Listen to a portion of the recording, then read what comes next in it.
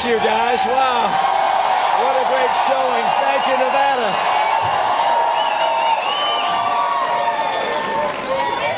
You know, this is not the first time you gave me your vote of confidence, and this time I'm going to take it to the White House.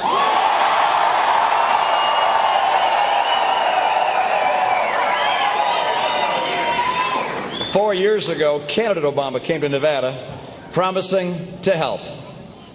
But after he was elected, his help was telling people to skip coming here for conventions and meetings.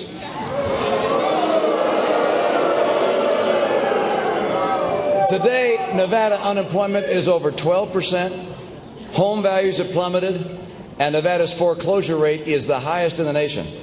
I've walked in Nevada neighborhoods blighted by abandoned homes where people wonder why Barack Obama failed them.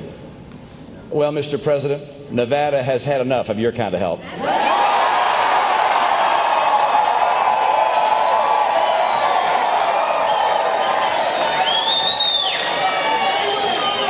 Years ago, a newly elected President Obama told America that if Congress approved his plan to borrow nearly $1 trillion, he would hold unemployment below 8%. It hasn't been below 8% since. This week, he's been trying to take a bow for 8.3% unemployment. Not so fast, Mr. President. This is the 36th straight month with unemployment above the red line your own administration drew. And if you take into account all the people who are struggling for work or have just stopped looking, the real unemployment rate is over 15%. Mr. President, America has also had enough of your kind of help.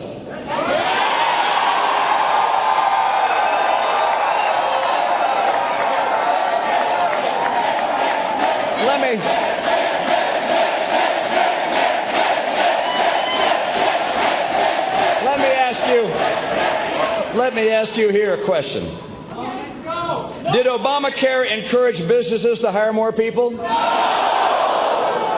Did Dodd-Frank get banks to renegotiate and make more loans? No. Did the NLRB, the National Labor Relations Board's attack on Boeing in South Carolina, encourage employers to expand here? No. Did efforts to block the domestic production of energy and the Keystone Pipeline speed job creation? No. And did those billions of dollars the president sent to his green energy buddies give anyone here a job? No!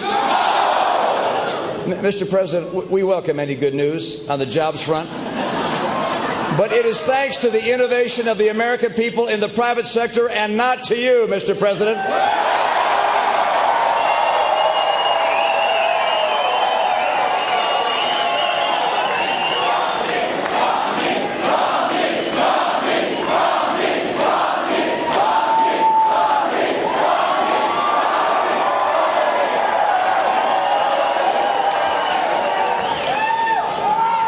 This president's misguided policies made these tough times last longer. Earlier in the week, he spoke with a woman from Texas during an online event. She told him that her husband has been out of work for 3 years. President Obama said that he found that interesting. Interesting. Really? I've got a better word. Tragic. America needs a president who can fix the economy because he understands the economy, and I do, and I will.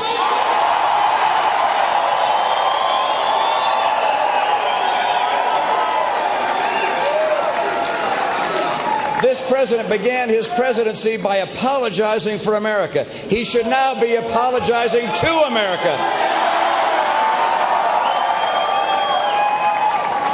We're not going to settle. We're not going to settle for a president who tells us it could be worse.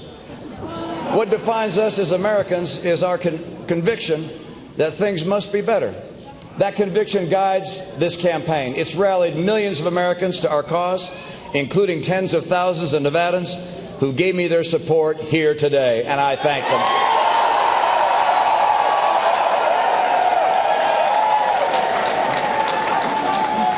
Nevadans know that our future is brighter and better than these troubled times. It's better than 15% real unemployment. It's better than $15 trillion in debt. It's better than the misguided policies and broken promises of the last 3 years and the failed leadership of one man.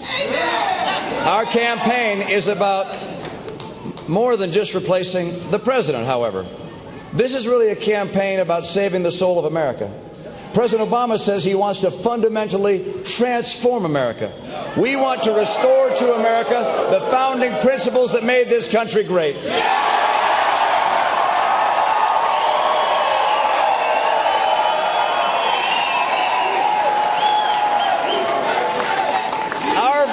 Our vision for the future could not be more different than his. President Obama will grow government and amass more trillion-dollar deficits. I will not just slow the growth of government, I will cut it. I will not just freeze. I will not just freeze government's share of the total economy, I will reduce it. And without raising taxes, I will finally balance the American budget.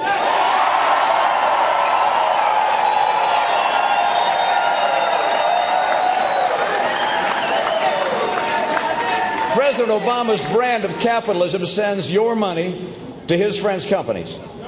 My vision for free enterprise is to return entrepreneurship to the genius of consumer markets and to the creativity of the American people.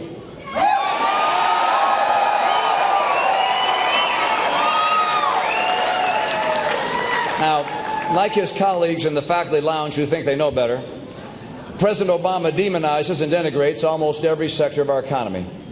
I will instead make America the most attractive place in the world for entrepreneurs, for innovators, and for job creators, and get America working again.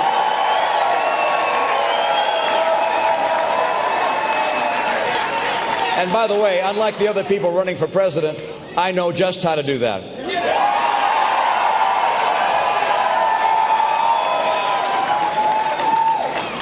If I'm elected president, my priority will be worrying about your job, not saving my own.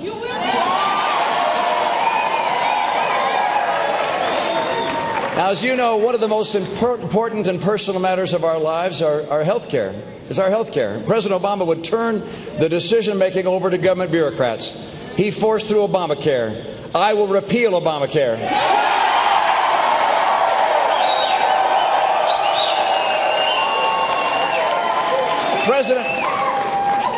Just this week, President Obama orders religious organizations to violate their conscience. I will defend religious liberty and overturn any regulation that tramples on our first freedom, our right to worship as we choose.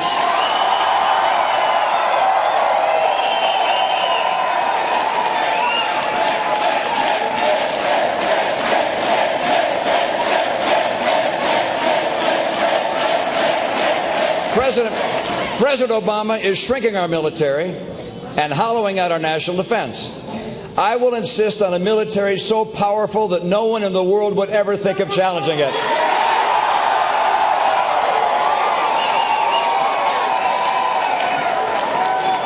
President Obama seems to believe that America's role as leader in the world is a thing of the past. I believe the 21st century will be and must be an American century.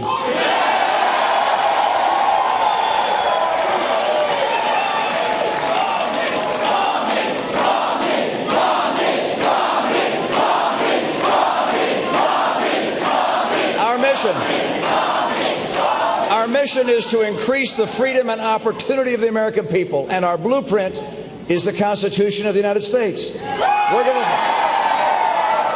going to build an America where hope is a new job with a paycheck, not a faded word on an old bumper sticker. And I will not attempt to bribe the voters with promises of new programs and new subsidies and ever-increasing checks from government. If this election is a bidding war for who can promise the most benefits, then I'm not your president. You have that president today. But if you want to make this election about restoring American greatness, then I hope you'll join with us.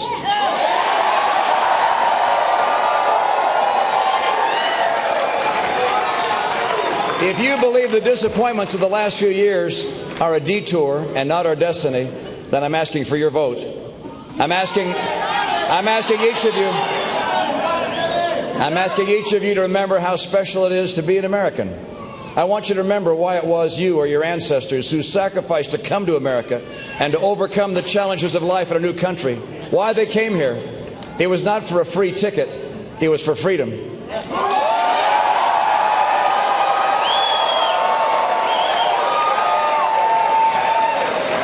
It was not for the pursuit of government benefits. It was for the pursuit of happiness.